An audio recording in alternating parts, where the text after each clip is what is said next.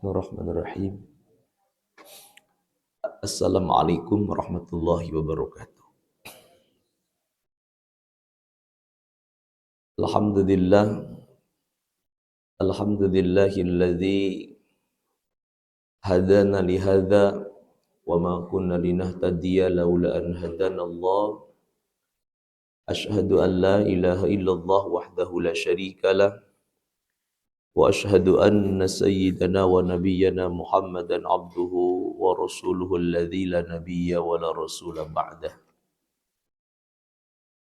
Allahumma salli wa sallim ala sayyidina wa maulana Muhammadin sallallahu alaihi wasallam wa ala alihi wa ashabihi wa man tabi'ahu da ila yaumil qiyamah. Amma ba'du, rabbana ishrah lana sudurana wa yassir lana umurana wahlul 'uqdatan min alsinatina. Rabbana rzuqna ilman nafi'a wa amalan mutaqabbala wa rizqan thayyiba. Wa qala ta'ala a'udzu billahi minasy syaithanir rajim. Bismillahirrahmanirrahim. Wasari'u ila maghfiratin min rabbikum wa jannatin 'arduhas samawati wal ard u'iddat lil muttaqin. Wa qala an-nabiyyu sallallahu alaihi wasallam ayyuhan nas inna ahadakum la yamuta hatta yastakmila rizqah. Ittaqullah wa ajmilu fit talab. Khudhu ma halla wa da'u ma haruma. Rawah Ibnu Majah atau kama qala Rasulullah sallallahu alaihi wasallam. Hadratal kiram wal muhtaram yang sama-sama kita hormati, para asatidah, para sepuh, ini sepuh, ibu bapak, ikhwata iman yang dimuliakan Allah Subhanahu wa taala. Kita haturkan syukur kehadirat Allah Rabbul Ghafur atas karunia Allah, kudrat iradatnya menghantarkan kita bertatap muka bermuajah di rumah Allah ini di beberapa saat ke depan insyaallah menjelang bulan suci Ramadan. Tinggal 25 atau 24 hari lagi insyaallah. Alhamdulillah kita sudah tunaikan satu di antara kewajiban dan kita sedang menunaikan kewajiban berikutnya. Tidak ada doa terbaik yang diminta melebihi permintaan seorang hamba untuk dimampukan memenuhi hak-hak Allah Subhanahu wa taala yang menjadi kewajibannya. Khairu ma tatlubuhu minhu wa huwa ma yatlubuhu minka. Sebaik-baik yang kita minta adalah minta dimampukan atas apa yang dituntut oleh Allah kepada kita. Apa yang Allah tuntut untuk kita? Allah Subhanahu wa taala berfirman, "Wa'bud rabbaka hatta ya'tiyakal yaqin." Beribadahlah sampai kita datang kematian. Dalam hadis qudsi Allah berfirman, "Ya bani Adam," wahai anak cucu Adam, inni khalaqtuka lil ibadah fala tal'ab. Aku menciptakanmu dengan tujuan tugas pokok untuk ibadah. Fala tal'ab, jangan sepelekan. Jangan main-main. Seriusi ibadah karena itu tugas pokok kita. Wa qasamtu laka rizqaka, dan aku sudah bagi-bagikan jatah rezekimu. Fala tat'ab, jangan membuat kalian merasa lelah pikiran maupun badan kita untuk mencarinya karena sudah ada jatahnya. Syukur alhamdulillah, fa idza faraghta fansab, sudah kita tunaikan satu kewajiban, satu ketaatan, dan sedang kita tunaikan satu ketaatan berikutnya. Sudah ditunggu ketaatan yang akan menunggu kita setelah ini insyaallah. Mudah-mudahan kita dimampukan bahkan diberikan kelezatan, kenikmatan untuk menunaikan setiap ketaatan kita kepada Allah Subhanahu wa taala. Salawat beriringkan salam semoga bercurah limpah untuk baginda Nabi Muhammad sallallahu alaihi wasallam. Manusia yang paling layak kita tiru karena ia adalah sosok yang paling sempurna. Allah yang menyempurnakannya, baik ciptaannya maupun akhlaknya, baik khalqun maupun khuluqnya. Ada khalaqo, Allah menciptakan. Di dalam khalaqo ada dua. Ada penciptaan fisiknya. Yang kedua, Allah juga mendesain akhlaknya. Maka Nabi Muhammad dua-duanya sempurna. Baik akhlak maupun ciptaan fisiknya. Tidak ada celah baginya untuk kekurangan. Dalam sisi manapun, dalam peran apapun. Sehingga ia dikatakan Allah sebagai uswatun hasanah. Contoh yang paling tepat, contoh yang paling baik. Mudah-mudahan kita menirunya, mencintainya, mengikuti sunnahnya, menghidupkan syariatnya, dan mencintai keluarganya, dan menunaikan wasiatnya, serta banyak bersalawat kepadanya. Allahumma salli ala Muhammad wa ala ali Muhammad. Baik Bapak Ibu, kita awali tadarus kita dengan membacakan kalimat basmalah. Bismillahirrahmanirrahim. Yang pertama yang ingin disampaikan adalah tentang bulan Sya'ban, di mana kita hari ini sudah di hari keberapa Pak? 6, 7? Sudah hari ke 7. Bulan Sya'ban sudah sepekan Pak. Tinggal 3 pekan ke depan. Insya Allah kita akan masuk bulan Ramadan. Sya'ban diambil dari atau bisa diartikan yutasya'ab. Syu'ab itu artinya bercabang. Karena di dalam bulan Sya'ban cabang-cabang kebaikan itu terbuka lebar sehingga cabang-cabang pahala, cabang-cabang keberkahan pun juga dibuka lebar. Yutasya'ab itu artinya bulan di mana kita bisa melipat gandakan kebaikan. Karena disinilah orang-orang berlomba melakukan persiapan. Kalau ada orang main bola, Bapak Ibu sekalian, sebelum masuk ke lapangan, dia lari-lari di pinggir lapangan. Untuk apa? Nah gitu, melakukan pemanasan, warming up. Harus kita sudah biasa, tidak mungkin tiba-tiba. Kalau enggak, kram yang ada. Ya, Bapak tidak pernah berolahraga. Tiba-tiba besok hari Ahad mengikuti maraton 10 km. Saya yakin Bapak ikut dan insya Allah bisa 100 meter langsung berhenti sebentar. Tapi yang sudah biasa, terbiasa, itu biasa-biasa saja. Dan sampai di finish di akhirnya. Demikian juga amalan, ada yang memang kagetan. Dan biasanya kagetan bulan Ramadan, ya sepekan pertama Bapak jangan heran kalau banyak orang yang jadi ahli-ahli kebaikan. Tapi dalam sepekan berikutnya tidak banyak yang bisa bertahan. Apalagi pekan akhir. Ya, pekan akhir. Saya ada kajian rutin Pak setiap bulan di Masjid Asy-Syifa. Ibu-ibu biasa kalau sudah Ramadan, di awal-awal mereka sudah pesan, Ustaz selesainya tanggal 20. Saya pikir 21-nya mau iktikaf fokus. Ternyata bukan. Tapi apa Bu? Ya, kesibukannya berbeda. Dan ternyata itu hampir sama di beberapa tempat, kecuali mungkin di sini insya Allah.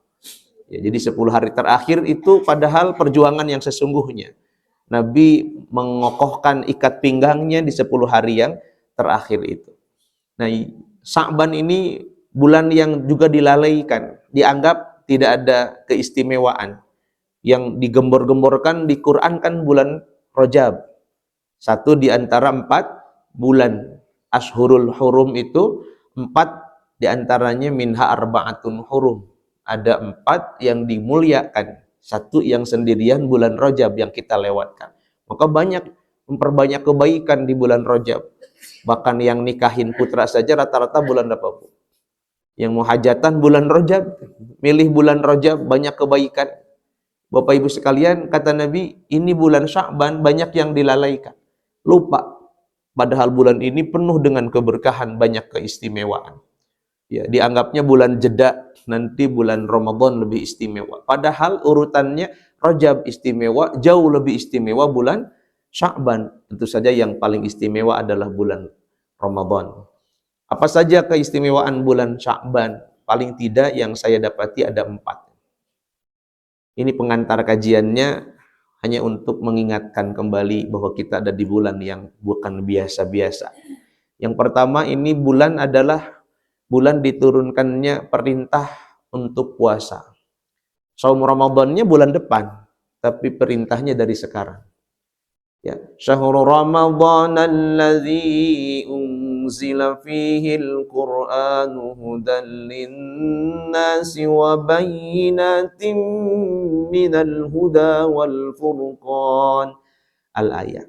Ini ayat tentang perintah puasa Ramadan. Ayat yang atas 183-nya itu puasa umum, Pak. Ya ayyuhalladzina amanu kutiba alaikumusiyam, itu bukan Ramadan.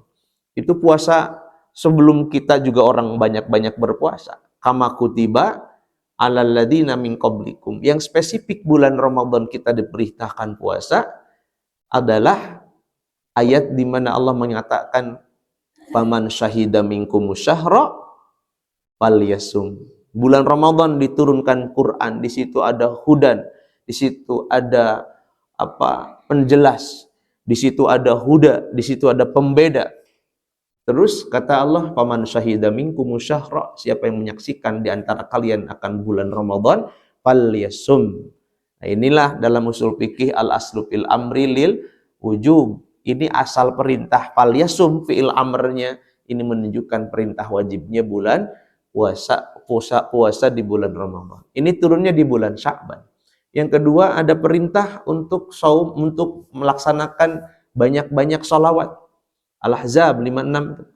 Allah Subhanahu wa taala berfirman, "Innallaha wa malaikatahu yusholluna 'alan nabi ya ayyuhalladzina amanu shollu." Ana kata-kata shollu perintah. Ya, fi'il amrnya shollu alaihi wasallimu taslima.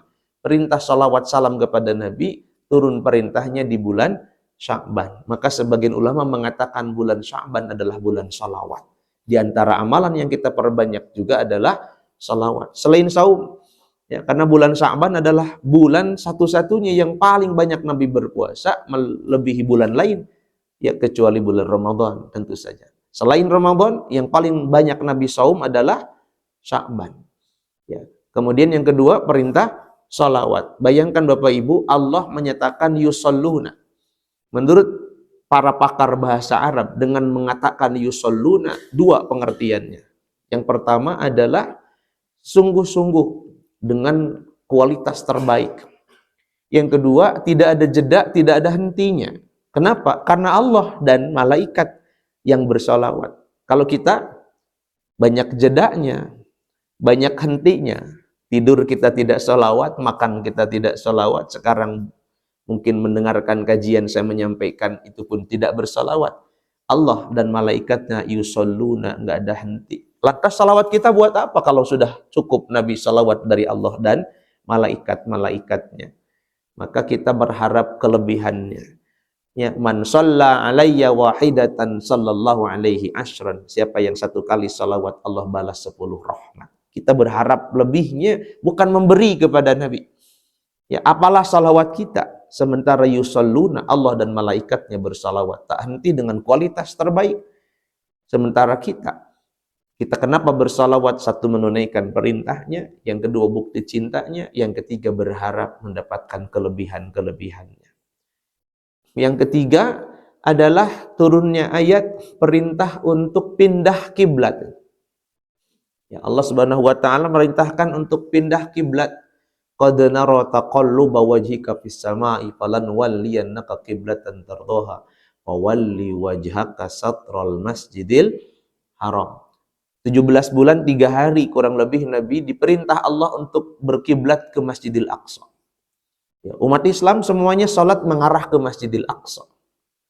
Tetapi kemudian 17 bulan 3 hari Allah perintahkan untuk berkiblat ke Masjidil Aqsa, hikmahnya sami'na wa ata'na saja. Suka nggak suka, kalau Allah yang minta, kita bilang sami'na wa ata'na. Sukanya mana? Ya pasti Masjidil Haram. Siapa yang nggak suka dengan keutamaan-keutamaannya? Tapi ketika Allah perintah, baik ya Allah, sumuhun mangga, sami'na wa ata'na.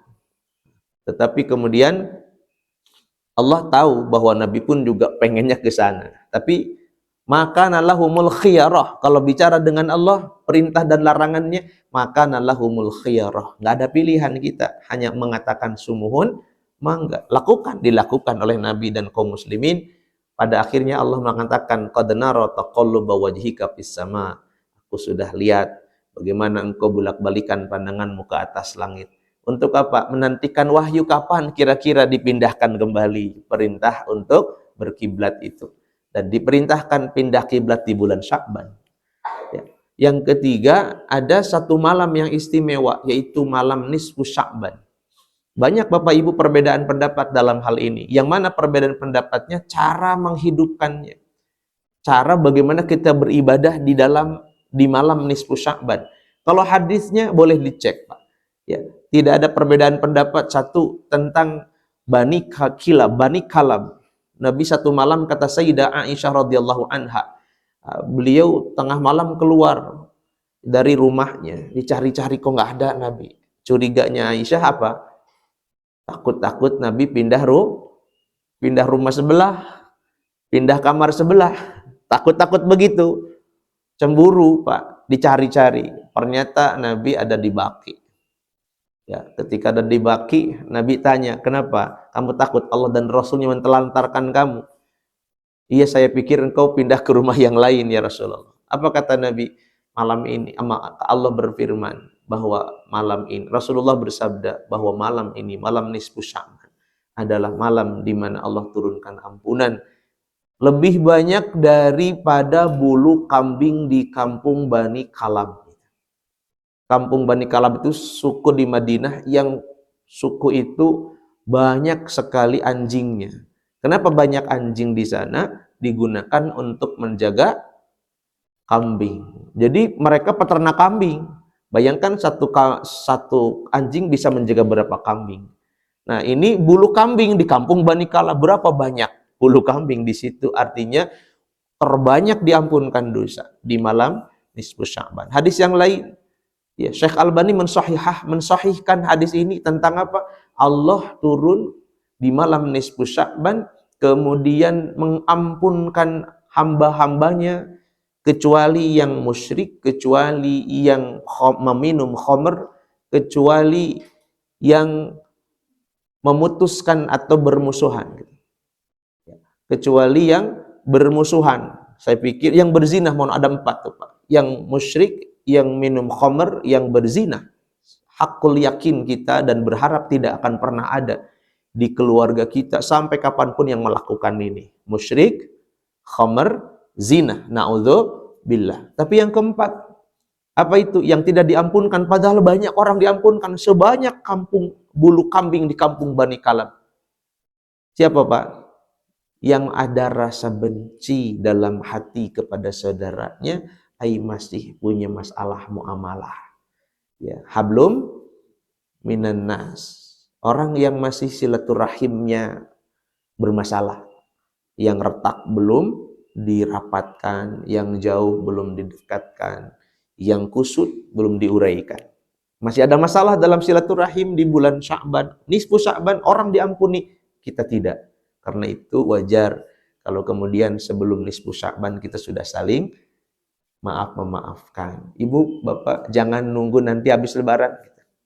Ya, nanti juga lebaran ketemu, kita saling maafkan. Tadi sudah ada kabar saudara kita dipanggil oleh Allah Subhanahu wa taala, enggak ikutan saum Ramadan. Ya. Mungkin besok lusa giliran saya, mungkin besok lusa giliran kita.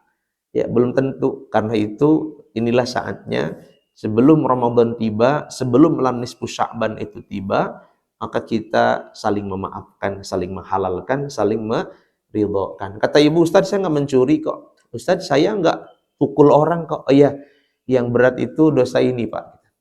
Dosa apa? Dosa lisan. Mungkin kita menggibah aib saudara kita tanpa kita sadari. Mungkin kita punya kata-kata tanpa kita sadari menyakiti, menyinggung perasaan sahabat kita sendiri.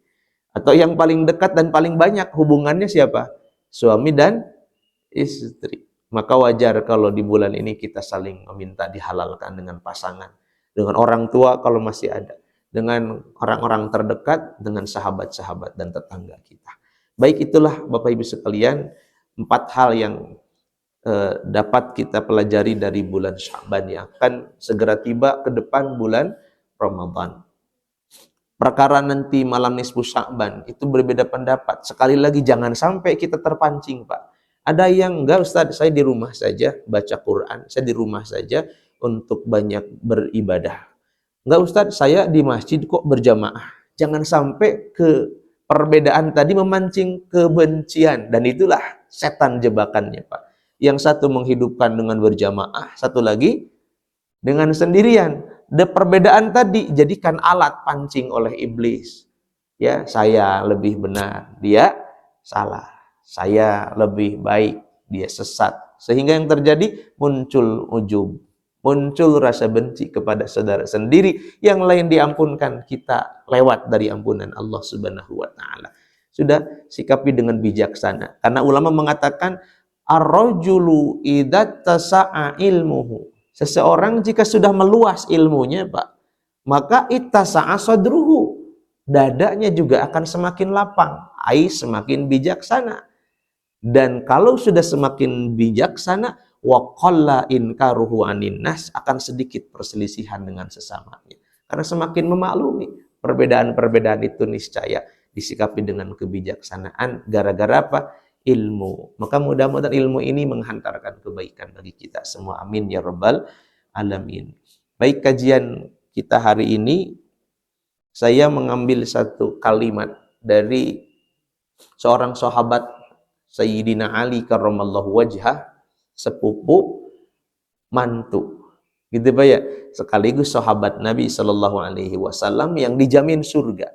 Kata-katanya tidak dijamin benar karena bukan hadis, tetapi boleh diambil sebagai hikmah. Ya, karena Nabi mengatakan, alaikum bisunnati, hendaklah kalian pegang sunnah-sunnahku, wa sunnatil khulafa'ir rasyidin al mahdiyyin. Ambil mereka yang 4 itu, khulafa'ur rasyidin. Mereka al mahdiyyin, orang yang hidupnya diliputi hidayah Allah, sehingga yang dilakukannya recommended. Kalau Bapak mau ikuti boleh, selepas Nabi tidak ada. Perjalanan mereka adalah perjalanan mendapatkan hidayah Allah, ikutilah mereka. Nah, di antaranya kalam-kalam mereka dikenal dengan sebutan asar sahabat, ya. Ini kelakuannya atau kata-katanya para sahabat. Siapa yang dicontoh hari ini adalah sahabat Ali karramallahu wajhah radhiyallahu an, dan karramallahu wajhah, radhiya Allah ridho kepadanya, dan kemudian karramallahu wajhah, Allah muliakan wajahnya. Kenapa ada 2 gelar itu, Pak? Satu memang diridhoi Allah, yang kedua ada khusus untuk Ali karramallahu wajhah. Kenapa? Allah muliakan wajah Ali karena sepanjang hidupnya Ali ini tidak pernah melihat kemaluannya. Seumur hidupnya Ali tidak pernah melihat kemaluannya sendiri, sehingga disebut karramallahu wajhah. Baik, contoh seperti istrinya, yaitu siapa? Fatimatuz Zahra. Kenapa disebut Al-Batul, Pak? Al-Batul. Ya. Kenapa Batul? Karena mungkin satu-satunya perempuan di dunia yang tidak pernah nifas. Meskipun melahirkan, nggak ada darah yang keluar. Ibu, ada yang melahirkan tanpa darah nifas? Ya, lahir tanpa apa? Tanpa ada nifas. Itu namanya batul. Nah, itu jarang, ya. Kalaupun ada mungkin sedikit saja. Tapi yang terkenal adalah Sayyidah Fatimatuz Zahra. Nah, ini ada yang istimewa di antara orang-orang solih. Kalamnya beliau yang kita pelajari. Saya ingin sampaikan satu hal dulu sebelum disampaikan apa kalam Ali ini. Suatu saat ada seorang Bapak Ibu dalam perjalanan ke Madinah, tibalah di kota Madinah, sedang berpuasa. Kemudian orang ini memang dalam perjalanan kekurangan perbekalan, nyari siapa yang bisa apa namanya, dia datangi untuk ikut berbuka. Sama mungkin Pak ya, kita juga siapkan buka puasa. Ya iftar jama'i gitu ya. Ada yang di pinggir jalan, ada yang di tempat umum gitu, ada yang di masjid. Takutnya tadi Pak, kalau kita makan siapin yang dari rumah ke masjid. Tapi ada juga yang menyiapkan orang apa? Yang lewat, musafir itu berhenti untuk berbuka. Itu senang luar biasa. Dan itu amalan utama. Ya, amalan utama. Nabi kan pernah ditanya, "Ya Rasul, siapa orang paling dicintai Allah?" Anfa'uhum linnas. Orang yang paling manfaat. Apa amalan yang paling disukai Allah? Idkhalus surur. Memasukkan rasa senang, menyenangkan orang. Apa caranya ya Rasul? 3. 1, orang lapar kasih makan. Yang kedua, orang yang nggak punya pakaian kasih pakaian. Boleh jadi diterjemahkan bukan pakaian fisik, tapi menutupi aib. Yang ketiga, yang disukai Allah dari amalan adalah memberi kemudahan untuk orang yang sedang punya kesulitan. Nah ini ada orang lewat Pak di Madinah, dia sedang puasa, mau berbuka sebentar lagi adzan. Nah, dapatilah orang sedang duduk di bawah pohon. Di bawah pohon kurma sedang duduk, ya. Di kota Madinah itu. Kemudian dia dekati, apakah saya boleh duduk di sini? Oh silakan. Ini sudah waktu berbuka, mari kita makan. Ya, disiapkanlah Pak, Bu. Di situ ada seorang kakek, ya sudah tua. Di situ ada minum dan makan. Makannya apa? Roti. Ya, tapi rotinya sangat keras. Minumnya kalau dulu mungkin itu zam-zam, sekarang juga jam-jam. Ya, mungkin Bapak Ibu kalau ke sana insya Allah nanti lagi dan lagi Ramadan di tanah suci. Itu syaibil halim. Nah, kalau Bapak ke sana minumnya apa? Syaibil halim gitu ya. Teh susu. Nah, teh susu atau kahwa. Kahwa itu apa? Ya kopi kalau kita. Tapi kopinya kopi rempah. Nah, sudah kebayang tuh Pak kalau pas Ramadan di karpet itu apa? Tersaji makanan dengan plastik yang sangat panjang dan seluruh masjid. Saya pernah cerita mungkin ke ibu bapak, ada orang bapak ibu yang habis per hari 83 juta nyuguhin. Ya, ada orang Madinah, di Madinah, apalagi di Haram, di Madinah orang Madinah per hari selama sebulan, dan itu sudah berlangsung lebih daripada 27 tahun. Tiap tahun begitu. Setiap hari habis berapa? Dia katakan kalau di kurs rupiah kan 83 juta per hari hanya untuk nyuguhin orang berbuka puasa. Bayangkan Pak, orang-orang yang berlomba-lomba dalam kebaikan. Nah ini Bapak Ibu sekalian, datanglah Ali, ternyata itu orang tua Pak. Dia datangi, ternyata makanannya cuma minuman, ya mungkin zam-zam atau mungkin teh tadi, dan roti, tapi rotinya sangat keras. Kata Ali, kalau kau mau makan enak jangan di sini. Kalau di sini boleh sama saya makan. Ini sebetulnya Ali Pak, cuma orang tua nggak tahu. Ini kalau mau makan di rumah sana tuh. Itu rumah banyak orang datang ke sana. Sengaja dibuka tiap maghrib untuk apa? Buka puasa bersama. Memang sengaja nyuguhin. Rumah siapa? Ternyata Hasan Hussein Pak. Ya, itu rumah putranya Ali. Itu rumah dikasih apa? Disiapkan makanan. Orang itu datangnya ke rumah itu disuguhi makan. Wah banyak. Ternyata bukan dia sendirian. Ketika dia makan dan dirasa enak, rotinya lembut, itu makanannya banyak, dia bilang, Tuan, kenapa tidak panggil orang di sana? Itu ada kakek-kakek kasihan. Di bawah pohon dia sedang berbuka puasa dengan makanan yang seadanya. Saya tadi ke sana, tapi makanannya kasihan. Apakah kita nggak bawakan saja atau dia panggil ke sini? Kata orang yang punya rumah sambil nangis, itu adalah bapak saya. Siapa Bu? Ali karramallahu wajah. Memang pilihannya begitu. Menikmatinya dengan cara begitu. Menikmati kesenangannya memang begitu. Itulah Ali. Nah siapa Ali ini? Atau apa kalamnya Ali ini? Yang pertama, la khayra fi salatin la khusyu'a fiha. Saya ingin menerjemahkannya bukan dengan tidak ada kebaikan dalam salat kalau tidak khusyuk. Bukan. Akan jauh lebih baik jika salat sudah mencapai tingkatan khusyuk. Bukan berarti Bapak sholat tidak khusyuk tidak baik. Ini kan mendiskreditkan. Kenapa? Karena berat luar biasa Pak. Dua hal yang dicabut bagi umat Nabi selepas Nabi Shallallahu Alaihi Wasallam, apalagi di akhir zaman. Dicabut dua hal ini Pak. Berarti kalau dicabut, kalaupun ada sisa-sisanya saja. Apa itu? Pertama barokah. Ya, berkah itu ada. Ya, bisa lailah mubarakah, bisa bakata mubarakah, bisa mubarakna haulah. Ya, ma'an mubarakah. Berkah itu disimpan oleh Allah dalam apa saja, di mana saja, bahkan di waktu-waktu tertentu. Sebagai Nabi berdoa, Allahumma barik lu ummati fi bukuriha. Berkahi ya Allah umat-umatku di waktu pagi-pagi. Berkah itu ada, tetapi sedikit. Pertama kali dicabut keberkahan. Contoh tentang rezeki zaman dulu dengan sekarang kelihatannya lebih jumlah banyak sekarang, Pak. Ya, saya punya mahasiswa, Pak, di Telkom. Ketika ngajar, anak mahasiswa ini minta izin atau minta maaf karena beberapa waktu tidak hadir atau terlambat masuk kuliah. Saya tanya kenapa? Saya sambil kerja, Pak.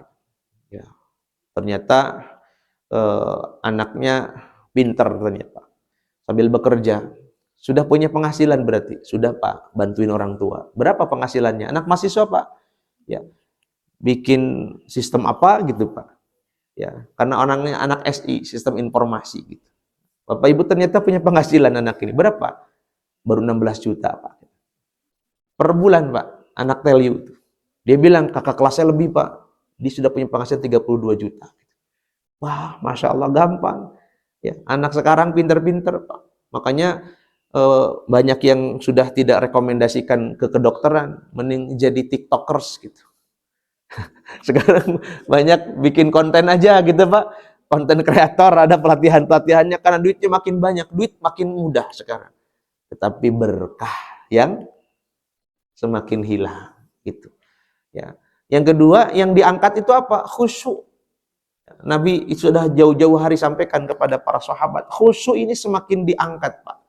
Ya, khusyuk dan khosyah, rasa takut dan khusyuk itu semakin hilang. Makanya kalau dikatakan la khairu fi salatin la khusyu'a fiha, sedikit sekali memang nanti yang akan mendapatkan kebaikan. Kenapa? Salat ini tidak sampai pada taraf khusyuk. Ya, tapi saya ingin mengatakan bukan tidak ada kebaikan kalau Bapak Ibu salat belum khusyuk. Ya, saya juga belum khusyuk. Ya, lakukan saja sampai ketika kita lihat sahabat mengatakan kepada Nabi, "Ya Rasulullah, tadi malam saya sholat berjamaah sama si Fulan nih. Tapi tadi pagi si Fulan mencuri." Gimana tuh, Bu? Malamnya sholat, tapi siangnya mencuri, gitu. Itu kan berarti nggak khusyuk, Pak. Kalau khusyuk pasti tidak akan mencuri. Ya, yang sholatnya khusyuk itu kelihatan setelah sholat. Di antaranya tanha anil fasya wal munkar. Tidak mungkin, berarti belum khusyuk. Apa kata Nabi? Satastamni'uhu sholatuhu. Nanti sholatnya lambat laun akan menghentikannya dari perbuatan maksiat. Memang proses sedikit. Berarti apa? Jangan berhenti sholat. Saya belum khusyuk, nggak usah sholat. Oh enggak, gitu. Bukan begitu. Nah, ada orang masih mencuri. Ya, mencuri itu kecil. Kalau besar namanya apa? Korupsi. Kalau bonyok, kalau kepalanya itu dipukul orang, itu namanya maling. Tapi kalau bisa senyum-senyum, itu namanya apa? Koruptor.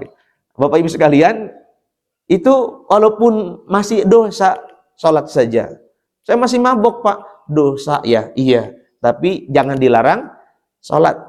Karena nanti satu saat dengan sholatnya sendiri akan menghentikan dari dosa-dosanya. Insya Allah. Karena ada yang begini, Pak, Bu, cerita nih, seorang anak, ya, ayah ini menghafalkan Quran. Seorang ayah membaca Quran, Pak. Terus dihafalkan. Ya, ternyata hafalannya bukan nambah tapi ganti. Gitu. Beda nggak, Bu? Antara nambah hafalan dengan ganti hafalan.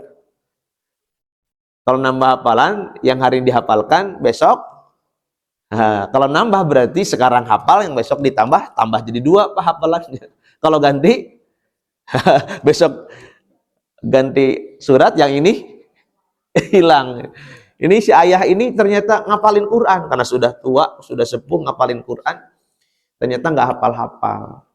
Sampai anaknya, ayah nggak bosan, ya nggak hafal-hafal. Ternyata si ayah ini cerita, ini cuma cerita, Pak. Saya ini bilang, ya saya mengambil pelajarannya. Kamu ambil itu wadah itu tempat arang, Pak.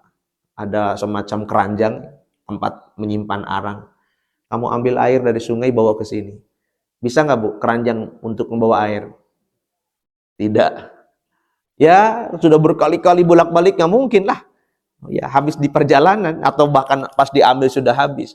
Ayah, ternyata nggak memungkinkan. Kata si ayah, pasti memang tidak bisa atau tidak memungkinkan untuk bawa air. Tapi lihat bagaimana yang kau lihat.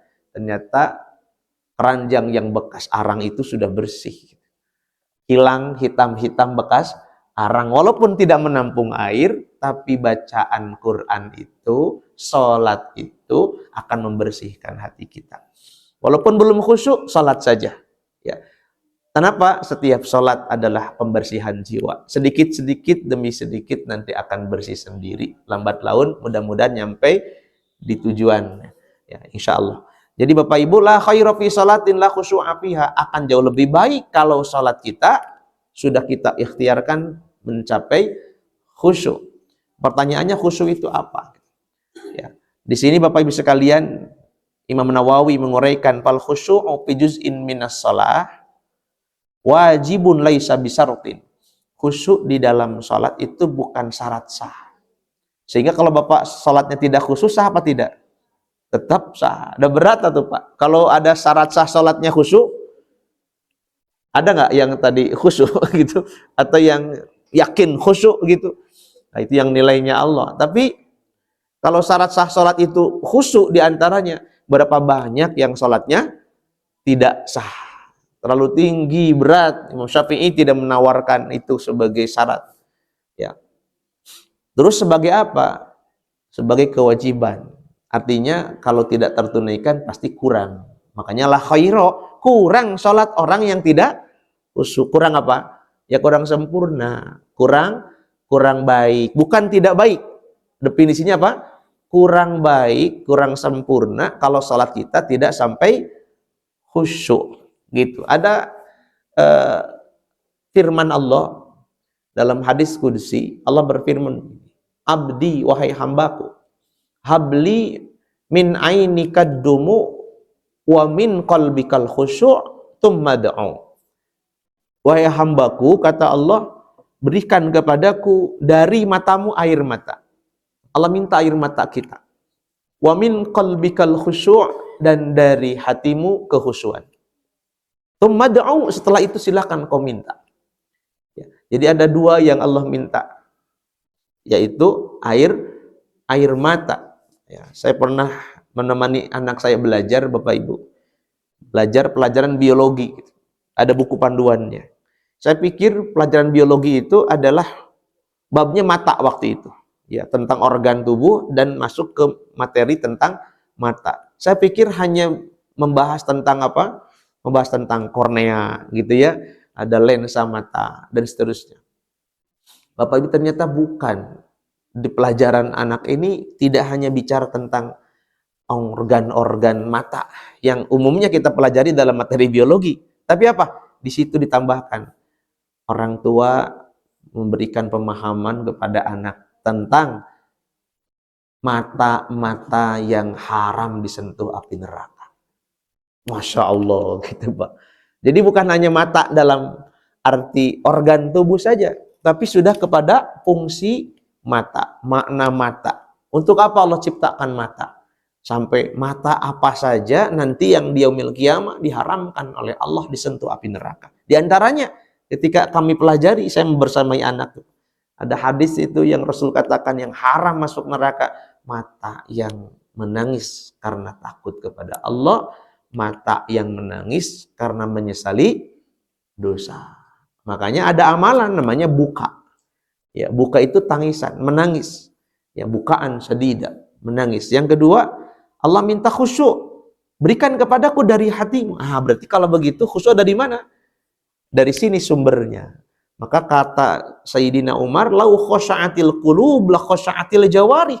Jika hati itu sudah khusyuk, maka jawarih, anggota tubuhnya pun juga ikut khusyuk. Contoh, kalau dalam sholat ini dari sisi fisiknya, kalau hatinya khusyuk tidak akan meleng ke sana kemari.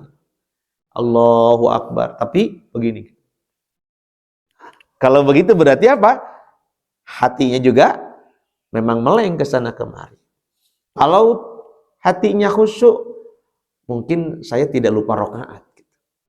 Kalau hatinya khusyuk, mungkin saya tidak lupa bacaan dan gerakan. Mungkin begitu. Ya, tapi berat ternyata Pak Bu. Ulama mengatakan kalau tidak sanggup khusyuk hatinya, minimal khusyuk lahirnya. Kalau nggak sanggup batinnya, lahirnya Pak. Ya, lahirnya aja yang khusyuk. Kalau nggak sanggup khusyuk hati, batin, jiwa kita. Karena dalam Quran siapa yang khusyuk itu? Yang wasta'inu bisabri wassalah wa innaha lakabiratun illa 'alal khashi'in. Siapa yang khusyuk? Alladzina yadhunnuna annahum mulaqu rabbihim wa annahum ilaihi raji'un. Orang yang khusyuk itu orang yang berkeyakinan bahwa dia sedang berjumpa dengan Allah. Maka pantas kalau orang khusyuk, minimal kalau berjumpa, kita mau ketemu presiden, Bapak jahit baju dulu nggak Pak? Bulan depan, Bapak di tanggal 1 Maret diminta ketemu presiden di istana. Sudah dijadwalkan. Kira-kira Bapak baju yang biasa atau yang luar biasa? Bajunya saja Bapak bikin luar biasa. Karena yang manggil presiden, Bapak bilang begitu. Ya, padahal presiden sama dengan kita. Ya, belum tentu selamat juga. Kan gini Pak, ulama mengatakan apa sih kebanggaan manusia? Padahal dia cuma dimasukkan dan dikeluarkan dari lubang air kencing. Betul Pak? Saya dan Bapak sama-sama dimasukkan dan dikeluarkan dari apa? Lubang air kencing kok. Apa yang membuat kita merasa siapa? Cuma sekedar keluar dan masuk dari lubang air kencing saja. Sama-sama hinanya, sama-sama tidak ada nilainya. Makanya ketemu presiden jangan berbeda dengan ketemu Pak RT. Kalau ketemu Pak RT bilang apa? RT sini. Ke presiden, jauh-jauh hari Pak, sikap kita berbeda. Padahal menghormati seseorang karena kekayaannya, 2/3 iman kita rontok seketika. Menghormati, tapi li ajli ghina'i, karena menghormati demi apa? Sikap yang berbeda karena apa? Kekayaan 2/3 rontok. Itu hadis Pak. 2/3 iman kita hilang karena menghormati seseorang demi apa? Ya nggak usah berbeda, biasa saja. Nah Bapak Ibu sekalian, tentang khusyuk, kalau nggak sanggup batinnya, sementara khusyukan lahirnya. Di mana mulainya khusyuk? Dari mulai makanan. Ya, khusyuk dimulai dari makanan. Sepanjang makanan kita masih tercampur yang halal dengan yang haram, apalagi murni makanan yang haram sebagai sumber rezeki, jangan berharap ketemu khusyuk. Ya. Yang kedua, di proses melalui wudhu yang baik. Ya, seseorang wudhunya dengan wudhu yang baik. Ya. Imam Ali Zainal Abidin kalau tidak salah itu ketika habis wudhu dia pucat pasi. Ditanya sama muridnya, kenapa engkau pucat pasi kelihatan takut? Apa jawabannya? Kalau engkau tahu dengan siapa segera kita akan bertemu, engkau akan merasakan apa yang aku rasakan. Habis wudhu ketemu siapa? Nah itu yang harus disadari. Mau ketemu siapa kalau mau sholat itu. Yazunnuna annahum mulaqu. Mulaqu itu liqa. Liqa itu berjumpa. Makanya ilal liqa, sampai jumpa. Mulaqu rabbihim. Mau sholat ketemu Allah. Belum lagi ketika sholat dipahami dengan baik. Contoh, mungkin diingatkan oleh Ustadz Adi Hidayat. Saya ikuti ceramah beliau, Pak. Kata beliau begini, sampai sekarang, usia segini, Bapak belum paham. Tentang apa? Tentang makna-makna bacaan sholat. Ya Allah. Ini bukan mengkerdilkan, bukan mengecilkan. Justru apa? Motivasi, Pak. 20, 30, 40 tahun sholat nggak dipahami bacaannya, kemana saja. Itu pertanyaan bukan menghina, tapi apa? Jadi motivasi. Kenapa ilmu-ilmu yang lain Bapak Ibu saya pahami banyak? Serius sih. Tetapi kenapa sholat jadi tiang agama kita tidak serius? Sudah kalau diseriusi mah cukup berapa lama mempelajari sholat? Gitu Pak. Minimal bacaan sholatnya kita pahami betul yang kita baca. Belum hakikat-hakikatnya. Ya. Jadi sehingga betul tadi di awal Allah berfirman, "Inni khalaqtuka lil ibadah fala tal'ab."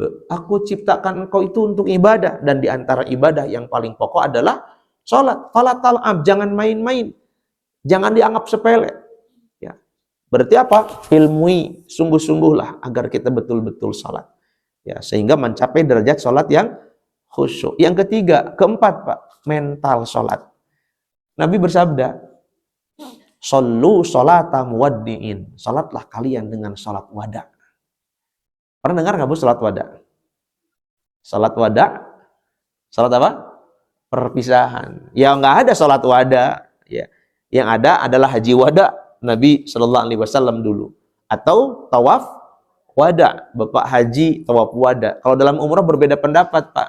Dalam umroh itu saya bersama jamaah biasanya membawa mereka untuk tawaf wada. Sebagian mengatakan, Ustadz saya nggak ikutan ya, karena bagi kami tawaf wada hanya dalam haji saja. Umroh tidak ada tawaf wada. Boleh Pak. Itu perbedaan pendapat ulama dalam hal fikih, tidak masalah. Bagi yang meyakini bahwa tawaf wada adalah wajib, tidak melakukannya karena dam. Tapi yang mengatakan tidak wajib, tidak masalah. Gitu. Tawaf wada. Ini apa? Salat wada. Perintah Nabi, shollu, sholatlah kalian, sholatam waddi'in. Sebagaimana sholatnya sholat wada. Artinya, seolah-olah Bapak Ibu tidak akan sholat lagi. Ini mental Pak. Yang dibangunnya mental. Ya, dari makanannya, dari cara wudhunya, dari memahami bacaan dan makna-makna bacaan sholatnya. Ya. Kemudian apa? Pastikan mental kita. Jangan mengatakan, tenang, nanti juga sholat masih ada lagi. Kalau begini, sholat kita ya akan biasa-biasa. Ya, sholat akan biasa-biasa. Ya, tapi kalau agar luar biasa, sholatnya sholat wada. Sholat zuhur nanti, jangan-jangan nanti saya nggak ketemu sholat asar. Maka sholat Bapak dan Ibu atau sholat saya akan lebih bersungguh-sungguh. Dan itu dituntut oleh Allah. Ya, min qalbikal khusyuk. Dari hatimu aku minta kekhusyuan. Ya, ini kalam Sayyidina Ali karramallahu wajhah. Masih ada banyak Pak, saya tambahkan satu lagi. Wala khairu fi saumin lam tina'a fihi anil lagwi. Tidak ada kebaikan, artinya jauh akan lebih baik sebetulnya. Kurang baik dalam puasa jika puasanya tidak mencegah kita dari hal yang tidak ada faidah. Kalau dilarang atau dosa, pasti bukan masalah tidak baik, itu sudah pasti dilarang. Maka yang disebutkan anil lagwi, bukan anil maksiati gitu. Bukan dari dosa. Ya, pasti kalau dosa jangan dilakukan. Mau sedang dan tidak puasa saja memang tidak boleh berbuat dosa. Tapi saum yang akan kita jelang tahun ini, saum yang mana? Saum yang punya kualitas jauh lebih baik. Di mana kualitasnya? Sudah mampu meninggalkan hal-hal yang tidak ada faidah. Bahkan yang ada faidah saja ditinggalkan demi amalan. Contoh, kalau yang saya pahami, Imam Syafi'i itu tidak membuka majelis ta'lim, Pak. Ngaji saja, dakwahnya Imam Syafi'i saja dihentikan di bulan Ramadan. Kenapa? Imam Syafi'i ingin membaca Al-Quran lebih banyak lagi. Kajian Imam Syafi'i total ditutup, nggak ada majelis ta'lim. Kenapa? 11 bulan sudah. Kajian tadaburnya sudah. Ya, tilawahnya sudah. Tinggal apa? Baca dengan penghayatan yang mendalam di bulan Ramadan. Maka Imam Syafi'i menghatamkan banyak-banyak. Sebagian mengatakan 60 kali. Satu siang, satu malam, hatam Quran. Tiap hari begitu yang dilakukannya. Karena nggak ada pekerjaan lain. Hanya ngaji saja. Nah, sementara mungkin sebagian termasuk saya, kadang-kadang masih banyak kesibukan di bulan Ramadan. Terakhir saya punya cerita sebelum ada nanti pertanyaan Pak, sebelum ditutup kajiannya. Saya tinggal di Ciputat dulu Pak. Ada tetangga yang saya anggap sebagai orang tua, orang Sukabumi, namanya almarhum Mang Haji Ujang. Dihajikan sama tetangga, ya. Orang Sunda nikah sama orang Betawi. Ya. Dihajikan karena orang baik, ya itulah orang baik Pak. Hajinya saja dimudahkan Allah gitu. Ya, Jang kamu angkat berangkat haji ya Jang, gitu kata tetangganya. Orang soleh Pak. Ya, yang saya anggap kebaikan itu apa? Terkait Ramadan. Hari-hari beliau mencari nafkah dengan menjual kue kacang dan roti Pak. Karena di depan rumah beliau, dulu kami di Ciputat itu ada pabrik roti. Pabrik kacangnya orang Jawa, yang rotinya orang Sunda, orang Ciamis malah Pak, yang punya pabrik. Nah, si Mang Ujang ini ngambil Pak. Jadi bawa di gerobaknya pakai motor. Dijajakan, dimasuk-masukkan ke warung-warung di Tangerang. Tiap hari begitu. Yang saya tahu 10 tahun di sana begitu hari-harinya. Tapi Ramadan persis, satu, saya buka sahur oleh beliau, dijamin, Pak. Buka sahur, padahal berlima sama teman-teman. Ya, anak mahasiswa semua, berlima itu setiap buka sahur beliau yang jamu. Jangan beli, saya yang siapkan. Masya Allah, Pak. Yang kedua, Pak, selama sebulan nggak pernah kemana-mana. Yang saya tahu persis, wallahi, saya saksinya. Menyaksikan sendiri, nggak kemana-mana.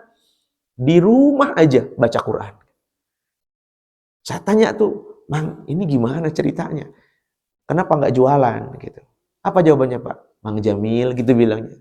Mang Jamil, saya dikasih Allah waktu 1 tahun. 11 bulan saya gunakan. Ya, untuk mencari nafkah buat keluarga, untuk menghidupi saya. Dan saya dikasih pilihan untuk 1 bulan ini. Maka 11 bulan sudah saya gunakan untuk mencari nafkah, mencari dunia saya. Dan 1 bulan ini saya ingin memanfaatkannya untuk khusus dengan Allah Subhanahu wa Ta'ala. Itu tukang roti kacang, Pak. Nah, sementara ada juga yang Ramadan, mumpung Ramadan, itu bulan meremak, bulan panen, Pak. Bulan disibukkan dengan bukan amalan. Ya, ini pilihan kembali. Tapi kembali lagi, apapun itu, mari kita lihat kita sendiri. Untuk tahun ini, Ramadan kita insya Allah lebih baik lagi. Ramadan tahun ini mudah-mudahan masuk kategori yang baik saumnya ketika apa?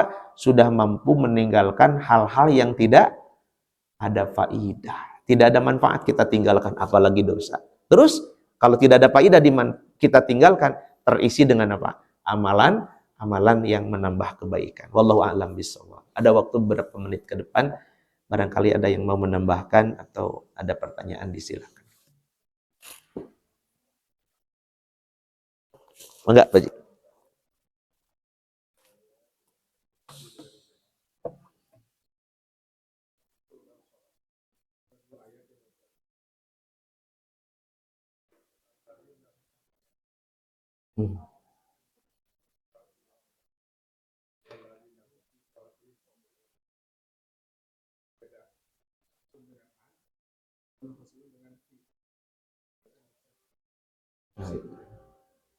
Kalau tafsirnya saya harus buka tafsir, Pak. Kalau tafsirnya saya tidak bisa menjelaskan tafsirnya. Menurut tafsir Tobari apa, tafsir Bagawi apa, tafsir Sawi apa gitu ya. Tafsir Ibnu Katsir apa. Saya harus buka dulu menurut mereka gitu. Karena orang yang nafsir dengan kepalanya sendiri, maka dia sudah mempersiapkan tempat di neraka. Naudzubillah. Saya tidak berani kalau tafsirnya apa, karena belum baca. Kalaupun sudah baca, saya sampaikan kalau an dan fi. Tapi secara bahasa paling tidak, Pak. Pemahaman saya secara bahasa, kalau dengan an dan fi, tepat sekali kalimat itu. Kalau sahun itu satu hal yang buruk. Makanya kalimatnya an, menghindar dari. Tapi kalau khosyi'un, sesuatu yang baik, maka kita menempatkannya menjadi fi. Dua-duanya adalah harfu jar. Ya, harfu jarin itu harap-harap dalam bahasa Arab yang disebut harap yang menjarkan. An dan fi sama. Kalau an itu dari, kalau fi di. Ya, atau di dalam. Fi itu sesuatu yang memang dituju. Kalau an sesuatu yang dihindari, kita jauhi. Makanya kalau sahun, an sholatihim sahun. Sahun itu sesuatu yang melalaikan. Sholatnya bisa lalai. 1 bulan lalu, Bapak Ibu sekalian, ada kajian di masjid kami. Posi Antapani Wetan berarti, Pak. Ya, ada penceramah yang menyampaikan itu, seingat saya Ustadz Imam Nuryanto, mungkin Bapak Ibu kenal semua. Nah, beliau menjelaskan tentang satu kaum yang meninggalkan sholat. Ya, khalfun adha'us shalah wattaba'us syahawat. Orang-orang yang setelah kita, Bapak Ibu, kalau kita nggak jaga betul, itu bisa melalaikan, mengabaikan, menganggap sepele sholat. Apa yang dianggap sepelenya? Sampai pada taraf an sholatihim sahun. Ya, satu yang dilalaikan itu adalah waktunya. Ya, jadi ada orang yang sholatnya itu tidak terjaga waktunya. Ya, kalau sebaik-baik amalan yang dicintai Allah, amalan paling utama di antara selain apa? Membahagiakan orang tua gitu ya. Apa? Salat awal waktu. Itu amalan utama selain qiyamul lail. Awal waktu paling utama. Kecuali salat Isya sudah kita bahas. Bagi yang mampu salat Isya-nya di akhir, silahkan akhirkan asal tetap berjamaah. Bapak Ibu sekalian, satu waktu yang akan dilalaikan itu sahun. Maka katanya an salatihim sahun, dari sesuatu yang buruk seperti melalaikan salat, kita hindarkan. An itu menghindar. Yang kedua, tempatnya. Ya banyak Pak Bu, itu kantor punya masjid. Ya, saya juga ngajar di kampus, ada masjid. Orang di situ ribuan, Pak. Tapi sholat duhur hanya satu baris, kedua pun juga alhamdulillah. Ya, kemana? Karena sholat, ya sholat, husnuzon pasti sholat. Cuma tanggung sedang rapat. Gitu. Sholat sih, tapi ada di ruangan kerja masing-masing. Boleh, tetapi mereka lalai dari sholat dengan keutamaan sholatnya. La sholata li jaril masjid illa fil masjid. Tidak sempurna kalau nggak dikatakan tidak sah. Tidak sempurna sholat yang ada dekat dengan masjid kecuali di masjid. Punten Bapak Ibu, Imam Ahmad bin Hambal tentang cara sholat menjadikan syarat sah sholat adalah berjamaah. Nggak sah sholat tanpa berjamaah. Berdasarkan hadis yang tadi Pak, Imam Ahmad bin Hambal menetapkan istimbat hukumnya dalam madhab Hambali, berjamaah itu wajib Pak. Gak sah sholat min suruti sihati sholat. Gak sah sholat kalau nggak berjamaah. Berat Pak dalam Ahmad bin Hambal. Dalam mazhab Syafi'i tidak, yang lain tidak. Itu hanya afdol. Ya afdolu min sholatil faddi bisab'in wa isrina darajah. 27 derajat, sebagian 25 derajat riwayatnya. Tapi sholat sendirian itu berat memang. Ya, sebaiknya berjamaah. Berarti an itu ada waktunya yang lalai, tempatnya yang lalai, caranya yang lalai, termasuk apa? Pemahamannya yang lalai. Ya, memahami sholat, lalai dari pemahaman sholat, sehingga sholat tidak sedikit pun menjadi sabab tercegahnya. Nah, dari hal-hal yang buruk tadi, makanya an sholatihim sahun. Kalau saya memahaminya dari kata-kata an itu, kalau nanti ada waktu Pak Haji, saya mudah-mudahan bisa menjelaskan berdasarkan penjelasan ahli tafsir. Ya. Yang kedua, kalau orang khusyuk, kalau tentang khusyuk pakai fi karena menjadi tujuan, ya karena menjadi objek. Kalau tadi menghindar, kalau fi menjadi tempat kita. Ya, jadi fi sholatihim khosyi'un. Kita berharap memang ada di sana, tapi kalau sahun jangan sekali-kali ada di sana. Wallahu a'lam bishawab.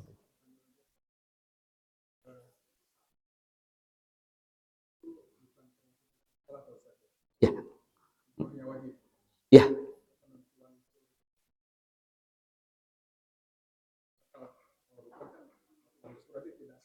Ya.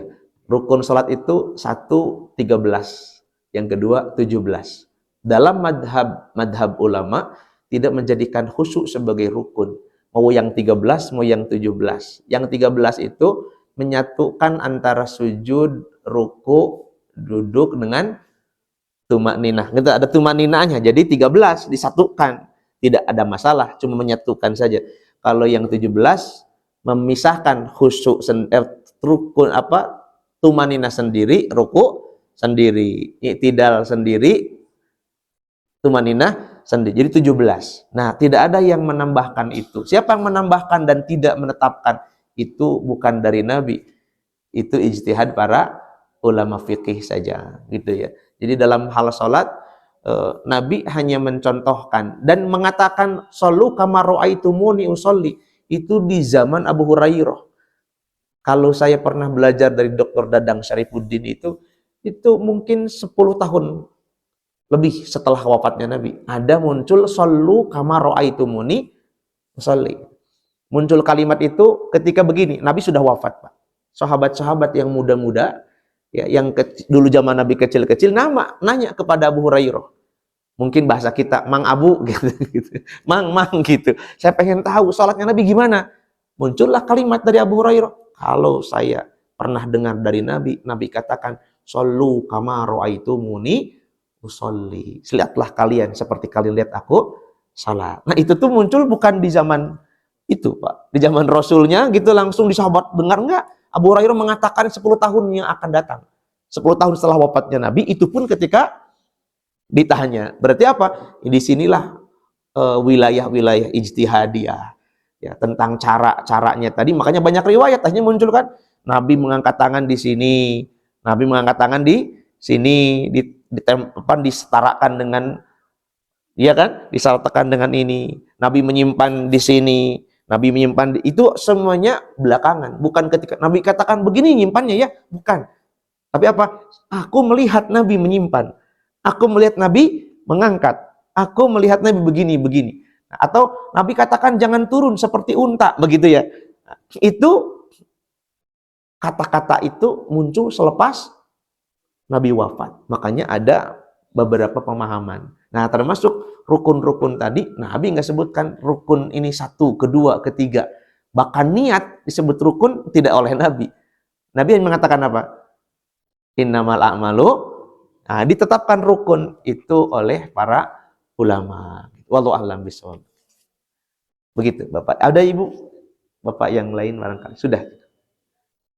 Baik, sudah cukup. Mungkin itu yang dapat disampaikan. Mudah-mudahan ada barokah, ada manfaatnya. Yang benar dari Allah, yang salah dari kebodohan, kehilapan. Sama dimaafkan Bapak Ibu menjelang bulan Ramadan. Ya akan tiba 3 pekan ke depan. Mudah-mudahan kita sudah saling mengislahkan. Barangkali ada buruk sangka, ada buruk lisan kita, sikap kita. Mohon dihalalkan dan diridhokan. Mudah-mudahan saum kita insya Allah jauh lebih baik tahun ini. Amin ya rabbal alamin. Barakallahu lana wa lakum. Demikian yang disampaikan. Walakum minkum subhanakallah bihamdik. Asyhadu an la ilaha illa anta astaghfiruka wa atubu ilaik. Assalamualaikum warahmatullahi wabarakatuh.